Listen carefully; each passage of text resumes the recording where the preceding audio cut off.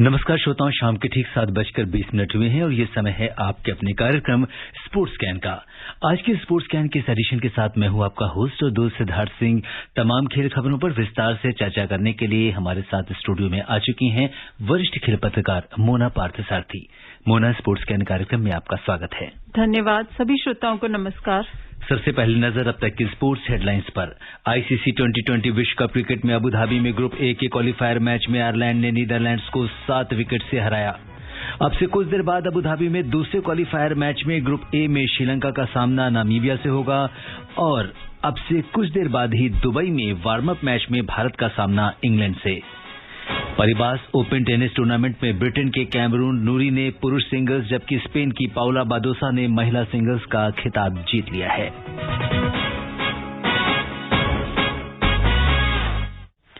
और खबरों की शुरुआत करते हैं आईसीसी 2020 विश्व कप क्रिकेट से, जिसमें अबू धाबी में ग्रुप ए के क्वालीफायर मैच में आयरलैंड ने नीदरलैंड्स को 7 विकेट से हरा दिया है। टॉस जीतकर नीदरलैंड्स ने पहले बल्लेबाजी करते हुए निर्धारित 20 ओवर में 106 रन बनाए। जवाब में आयरलैंड ने 15 ओवर और 1 गेंद में 3 विकेट पर 107 रन बनाकर मैच जीत लिया। आयरलैंड के कर्टिस कैम्फर ने बेहतरीन गेंदबाजी करते हुए हैट्रिक लगाई और उन्होंने 4 गेंद पर लगातार 4 विकेट लेकर शानदार उपलब्धि हासिल की।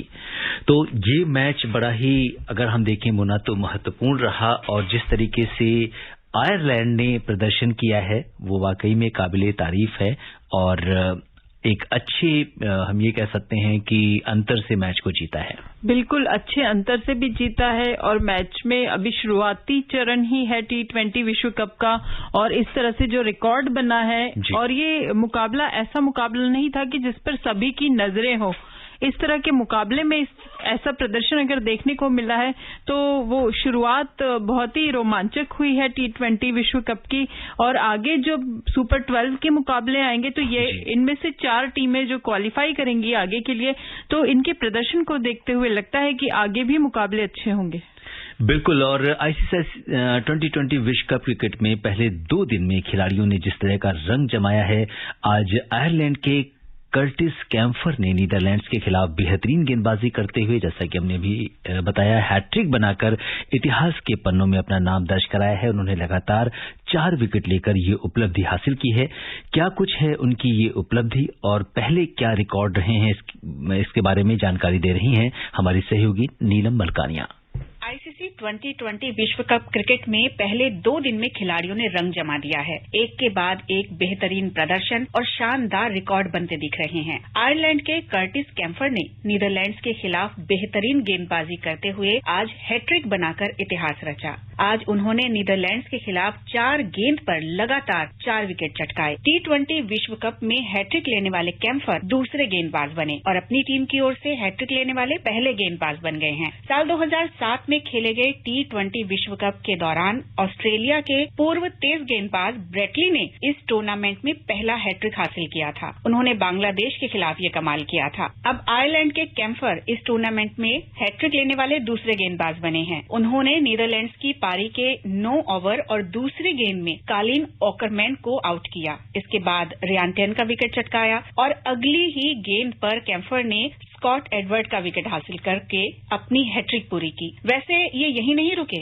ओवर की 5वीं गेंद पर रोलेफ वेंडेर को बोल्ड करके लगातार 4था विकेट हासिल किया। अगर दूसरे रिकॉर्ड्स पर नजर डालें तो अंतर्राष्ट्रीय क्रिकेट में अफगानिस्तान के दिग्गज स्पिनर राशिद खान ने साल 2019 में आयरलैंड के खिलाफी T20 मैच में 4 गेंद पर 4 विकेट चटकाए थे। वहीं श्रीलंका के पूर्व तेज गेंदबाज लसित मलिंगा ने इसी साल न्यूजीलैंड के खिलाफ 4 गेंद पर 4 बल्लेबाजों को आउट किया था और अब कर्टिस कैम्फर ने नीदरलैंड्स के खिलाफ ये कमाल कर दिखाया है। उम्मीद है कि 2020 विश्व कप में और भी रिकॉर्ड्स बनेंगे। नीलम मलकानिया, स्पोर्ट्स स्कैन।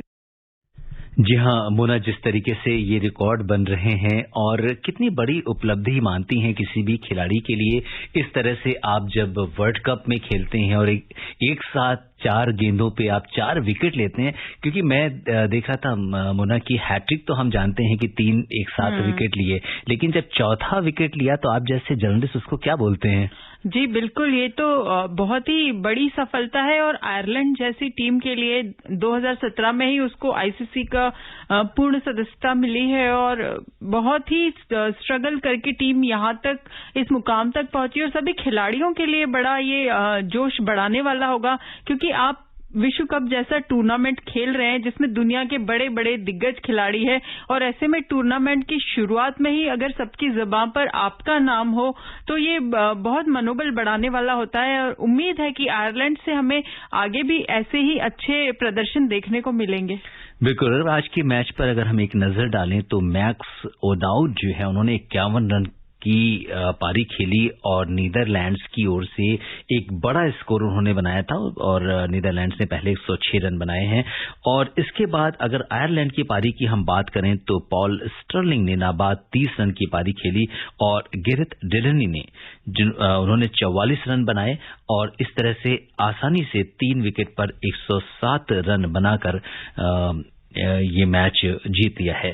तो ये तो बात रही इस मैच की और इसके साथ ही आज अब से कुछ देर बाद या हम ये कह सकते हैं 3-4 मिनट के बाद ही अबू धाबी में दूसरे क्वालिफायर मैच में ग्रुप ए में श्रीलंका का सामना नामीबिया से होगा। और इस मैच पर आप क्या कहेंगी, क्योंकि हालांकि श्रीलंका जो है अपने आप में मजबूत टीम है। बहुत ही श्रीलंका क्रिकेट के लिए बहुत ही दुखद है कि इतनी मजबूत टीम होती थी एक जमाने में। भारत, पाकिस्तान, श्रीलंका ये पैरेलल टीम मानी जाती थी खासतौर पे एशिया में। तो जिस तरह से पतन हुआ है श्रीलंकन टीम का और जो मुझे ऐसा लगता है कि जो ट्रांजिशन फेस हुआ है श्रीलंका का, कि जब बड़े बड़े खिलाड़ी चाहे वो कुमार संकारा हो, महिला जयवर्धने हो, लसित मलिंगा हो, मुथैया मुरलीधरन हो, इनके जाने के बाद जो नए खिलाड़ियों के हाथ में कमान गई है भारत में वो बहुत स्मूथली हो गया, लेकिन श्रीलंका उससे शायद उबर ही नहीं पाया और लगातार श्रीलंका क्रिकेट का ग्राफ जो है वो गिरता चला गया। तो और मोना पीछे बोर्ड्स में भी अगर हम देखें तो काफी प्रॉब्लम्स चल रही थी खिलाड़ियों ने जो है, अगर इसके टूर को लेकर बात करें तो जब तक आपका जो महासंघ है, जो आपकी शीर्ष इकाई है, जो नियामक संस्था है, उससे आपके संबंध मधुर नहीं होंगे और वो अपने खिलाड़ियों का पूरी तरह से ध्यान नहीं रखेगा, तब तक खिलाड़ी मैदान पर प्रदर्शन नहीं कर पाएंगे। तो ये श्रीलंका क्रिकेट के कई सारे कारक रहे हैं जिसकी वजह से प्रदर्शन ग्राफ गिरा है और हम यही उम्मीद करेंगे कि यहां से कम क्वालिफाई करके श्रीलंका सुपर 12 में पहुंचे और अच्छा प्रदर्शन करे। बिल्कुल, सुपर 12 में हर कोई श्रीलंका जैसी टीम जो है जिसका की एक लिगेसी रही है क्रिकेट में और मजबूत टीम मानी जाती है, उसको जरूर देखना चाहेगा। और इसके अलावा विश्व कप क्रिकेट में अब से कुछ देर बाद दुबई में वार्म अप मैच में भारत का सामना इंग्लैंड से होगा। इस मैच में भारतीय कप्तान विराट कोहली की नजरें हार्दिक पांड्या के लय और बल्लेबाजी क्रम को सही करने पर होंगी। इसके बाद हालांकि बुधवार को भी ऑस्ट्रेलिया से वार्म अप मैच खेला जाएगा और भारत का जो पहला मुकाबला है वो 24 अक्टूबर को पाकिस्तान से होगा और ऐसे में विराट कोहली की जो पूरी कोशिश होगी वो टीम के संयोजन पर होगी। और इस बीच भारत ने टॉस जीत लिया है और पहले गेंदबाजी करने का फैसला किया है। मोना, है तो वार्म अप मैच, लेकिन कहीं न कहीं एक इम्पोर्टेंट टीम है, इंग्लैंड की टीम है, वर्ल्ड नंबर 1 रैंकिंग की टीम है, तो भारत के लिए ये बड़ा इम्पोर्टेंट मैच है। और क्या कुछ लगता है आपको? देखिए, अच्छी बात तो यह है कि भारत के लगभग सभी खिलाड़ी जो है वो अभी आईपीएल खेलकर आए हैं, तो इसी प्रारूप में आए हैं, तो वो जो कंडीशनिंग की बात होती है वो प्रॉब्लम नहीं आनी चाहिए। यहीं पर आईपीएल हुआ था।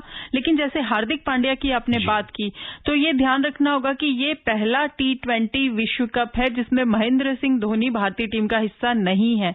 तो ऐसे में जो फिनिशर की भूमिका है या जो हरफन मौला खिलाड़ी टीम को जो संतुलन देने का, एक्स फैक्टर का जो काम करते हैं, वो भूमिका हार्दिक पांड्या के ऊपर यहाँ पर है। लेकिन जैसे हमने आईपीएल में देखा कि वो विशुद्ध रूप से बल्लेबाज के रूप में खेल रहे हैं, उन्होंने गेंदबाजी नहीं की, जबकि हम उम्मीद करते हैं कि जो अतिरिक्त 4 ओवर फेंकने होते हैं, उसमें से हार्दिक पांड्या वो ओवर डालें, लेकिन यहाँ पर विराट कोहली को देखना पड़ेगा कि टीम संयोजन किस तरीके से बनता है, हार्दिक फॉर्म में होते हैं या नहीं, क्योंकि शार्दुल ठाकुर भी अब टीम में हैं। तो ये टीम संयोजन तय करने के लिए बहुत महत्वपूर्ण मैच है। पारी की शुरुआत कौन करेगा, और निश्चित तौर पर महेंद्र सिंह धोनी अब मेंटोर हैं इस टीम के, तो उनका भी बहुत इनपुट रहेगा। इंग्लैंड जैसी टीम काफी मजबूत टीम है, वनडे विश्व चैंपियन है और T20 में जबरदस्त नंबर 1 टीम है। तो यहाँ देखना होगा कि इस अभ्यास मैच को भारत किस तरीके से भुना पाता है।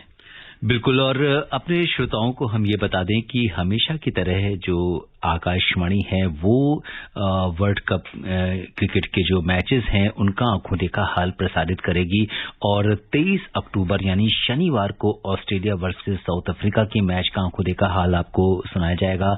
इंग्लैंड वर्सेस वेस्ट इंडीज का जो मैच होगा इसका भी प्रसारण हमारे यहां से होगा। पहले मैच का 3 बजे से 7:30 बजे तक, और जो दूसरा match England versus West Indies इसकी समय रहेगी शाम को 7 बजे से 11:30 बजे तक, या मैच की समाप्ति तक ये आंखों देखा हाल आपको सुनाया जाएगा। और पल पल की जो जानकारी है वो आकाशवाणी के जो बुलेटिन्स हैं उनमें आपको इसका अपडेट्स मिलता रहेगा। इसलिए जितने भी मैच हैं इसके बाद 24 तारीख को अगर हम देखें तो सुपर संडे है। सुपर संडे को शारजाह क्रिकेट स्टेडियम में से भी आपको जो, और भारत पाकिस्तान का जो इंपॉर्टेंट मैच होने वाला है दुबई इंटरनेशनल क्रिकेट स्टेडियम में, इस मैच का भी आंखों देखा हाल आप सुन पाएंगे आकाशवाणी पर। FM रेनबो और अतिरिक्त जो चैनल मीटर्स हैं उसके ऊपर आप हमेशा की तरह इसे सुन पाएंगे।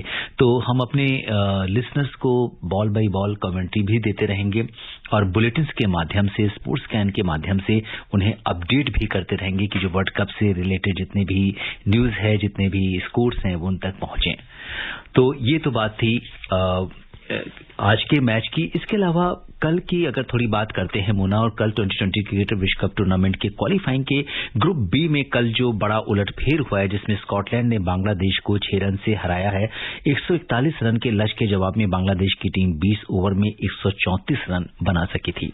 क्या कहेंगे इस मैच पर? बहुत बड़ा उलटफेर है, क्योंकि बांग्लादेश को खासकर T20 क्रिकेट में कोई भी टीम कतई हल्के में नहीं लेती। आपको याद होगा कार्डिफ में बांग्लादेश ने क्या कमाल किया था। तो उलटफेर करने में माहिर टीम है, और जिसके पास मुशफिकुर रहमान, मुस्तफिजुर जैसे गेंदबाज और काफी बड़े, शाकिब उल हसन, बड़े बड़े खिलाड़ी इस टीम के पास हैं। बड़े बड़े खिलाड़ी इसने दिए हैं, हरफन मौलाओं से भरी टीम है। उसको स्कॉटलैंड जैसी एसोसिएट टीम जो है वो हरा दे तो कहीं न कहीं आत्ममंथन की जरूरत है क्रिकेट बांग्लादेश को, क्योंकि यहां तो उम्मीद की जा रही थी कि क्वालिफायर से जिन टीमों पर कहा जा रहा था कि ये चारों टीमें पहुंच जाएंगी, उसमें बांग्लादेश का नाम श्रीलंका से ही पहले लिया जा रहा था। तो ये बहुत ही शर्मनाक प्रदर्शन है, और अगर हम स्कॉटलैंड की बात करें तो उनके लिए बहुत मनोबल बढ़ाने वाला ये प्रदर्शन है, क्योंकि एक एसोसिएट देश के लिए कभी आसान नहीं होता। ऐसी बड़ी, उनके लिए तो बांग्लादेश बहुत बड़ी टीम है, उसके खिलाफ इस तरीके से प्रदर्शन करना, क्योंकि जब आप एक एसोसिएट मेंबर के रूप में किसी टूर्नामेंट में जाते हैं तो आपको कमजोर टीमों में गिना जाता है, और उसमें अपनी पहचान बनाना और इस तरीके का प्रदर्शन कर दिखाना इन खिलाड़ियों के लिए, अब यहां से अगर ये अगला मैच जीतते हैं तो हो सकता है सुपर 12 में इनको जगह मिल जाए। तो ये इनके क्रिकेट के इतिहास में बहुत बड़ा पल होगा। जी बिल्कुल, और क्वालिफायर से 4 शीर्ष टीमें सुपर 12 के लिए क्वालिफाई करेंगे। शनिवार से शुरू हो रहे सुपर 12 मुकाबलों के लिए 8 टीमें, जिसमें भारत, वेस्ट इंडीज, ऑस्ट्रेलिया, दक्षिण अफ्रीका, अफगानिस्तान, पाकिस्तान, इंग्लैंड और न्यूजीलैंड शामिल हैं। इन्हें सीधा प्रवेश मिला है, और ये 8 टीमें भी 2-2 अभ्यास मैच खेलेंगी। तो ये तो बात थी 2020 वर्ल्ड कप की। स्पेन की 21वीं वरीयता प्राप्त पाउला बादोसा ने आज सीजन के अंतिम इवेंट WTA में बेलारूस की 27वीं रैंक की खिलाड़ी विक्टोरिया अजारेंका को 7-6, 2-6, 7-6 से हराकर परिबास ओपन के महिला सिंगल्स का खिताब अपने नाम कर लिया है। इन दोनों खिलाड़ियों का पहली बार फाइनल में आमना सामना हुआ, और बादोसा ने इस मुकाबले को जीतकर सीजन का दूसरा WTA खिताब जीता। 3 घंटे और 4 मिनट तक चला ये मुकाबला इस साल का सबसे लंबे समय तक चलने वाला WTA सिंगल्स फाइनल रहा, जहां बादोसा ने अपने करियर का सर्वश्रेष्ठ प्रदर्शन किया, और ये मुकाबला जो है बादोसा ने जीता है। काफी अच्छा प्रदर्शन किया है उन्होंने।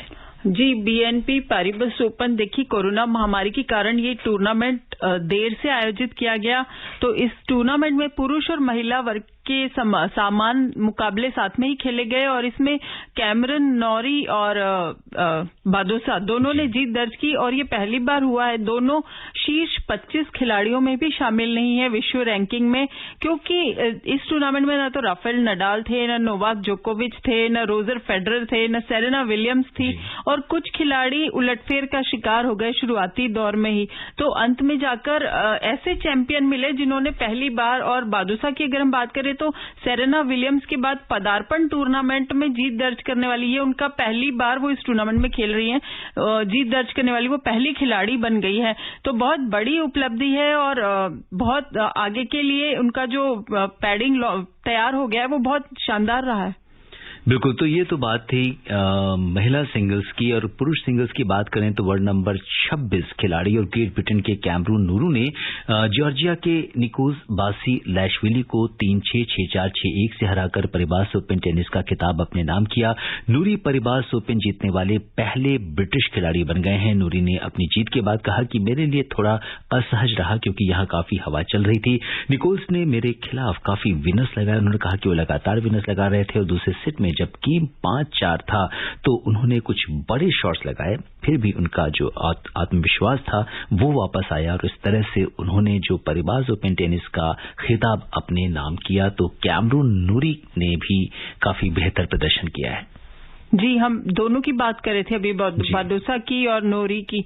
तो ये अच्छा है कि जो टेनिस है वो शीर्ष 4 जो फैब 4, फैब 5 से निकलकर नए नए खिलाड़ियों तक पहुंचता जा रहा है।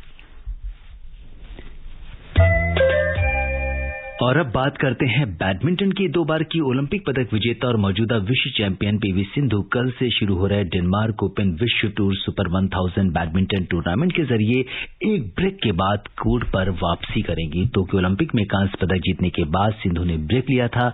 अब वो कोरोना महामारी में निलंबन के बाद शुरू हो रहे BWF विश्व टूर में अच्छा आगाज करने की कोशिश करेंगी।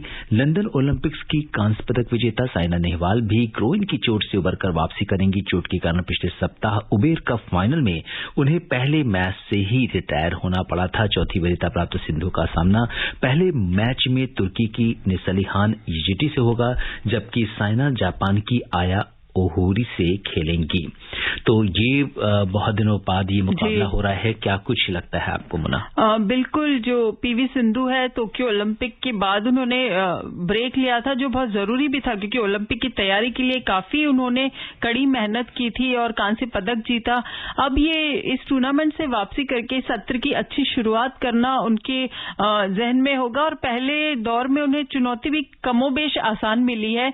यहाँ नजरें साइना नेहवाल पर भी होंगी क्योंकि पिछले हफ्ते ही चोट के कारण उबेर कप से उन्हें पहले दौर में ही रिटायर होना पड़ा था। अब पूरा जो साइना का करियर है वो चोटों से प्रभावित रहा है और लगातार वो वापसी की कोशिश में जुटी हुई है। तो यहाँ देखना होगा कि क्या इस टूर्नामेंट के जरिए वो वापसी कर पाती हैं। और पुरुष वर्ग में लक्ष्य सेन पर भी नजरें होंगी, जो थॉमस कप और सुधीरमन कप टीम में जगह नहीं बना सके थे, लेकिन पिछले हफ्ते ही उन्होंने एक खिताबी जीत दर्ज करके वापसी के संकेत दिए और यहाँ वो अब एक अपना पॉइंट प्रूव करना, जिसको कहते हैं अपनी उपयोगिता साबित करने की कोशिश में होंगे। तो कुल मिलाकर भारत ने बड़ा दल इसमें भेजा है, काफी भारतीय खिलाड़ी इसमें भाग ले रहे हैं, तो अच्छे प्रदर्शन की उम्मीद रहेगी। बिल्कुल, और डबल्स की अगर हम बात करें तो चिराग शेट्टी और सात्विक साईराज रंकी रेड्डी पर भी सबकी नजरें होंगी। 7वीं वरीयता प्राप्त भारतीय जोड़ी पहले दौर में इंग्लैंड के कालम हेमिंग और स्टीवन स्टालवुड से खेलेगी। दोनों ने डेनमार्क में थॉमस कप फाइनल में 4 मैच जीते थे, तो उसकी वजह से ये जो है स्ट्रॉन्ग कंटेंडर माने जा रहे हैं। देखिए, चिराग और सात्विक सिर्फ डेनमार्क ओपन ही नहीं, पिछले पूरे 2-3 साल से अगर हम देखें तो कंसिस्टेंटली अच्छा प्रदर्शन करते आ रहे हैं। कुछ एक टूर्नामेंट भी जीते हैं और यहाँ भी उम्मीद होगी कि वो उस लय को बरकरार रखें आगे भी। बिल्कुल, और बात करते हैं किदाम्बी श्रीकांत और बी साई प्रणीत की, जो सुधीरमन कप और थॉमस कप फाइनल में अच्छा प्रदर्शन नहीं कर पाए थे। हालांकि इनका सामना एक दूसरे के साथ ही हो रहा है। ये बड़ा निराशाजनक है, दोनों को एक दूसरे से ही खेलना है। तो यहाँ पर उम्मीद करेंगे कि भारतीय कोई भी एक पुरुष वर्ग में खिलाड़ी आगे जाता है तो वो कम से कम सेमीफाइनल, फाइनल बिल्कुल। और लक्ष्य सेन और सौरभ वर्मा भी एक दूसरे से खेलेंगे, तो उम्मीद है कि काफी अच्छा और दिलचस्प मैच होगा। श्रोताओं, समय और मति नहीं दे रहा कि हम कुछ और खेल खबरों पर चर्चा करें। मोना, आप हमारे स्टूडियो में ही तमाम खेल खबरों पर विस्तार से चर्चा करने के लिए आपका बहुत बहुत धन्यवाद। शुक्रिया।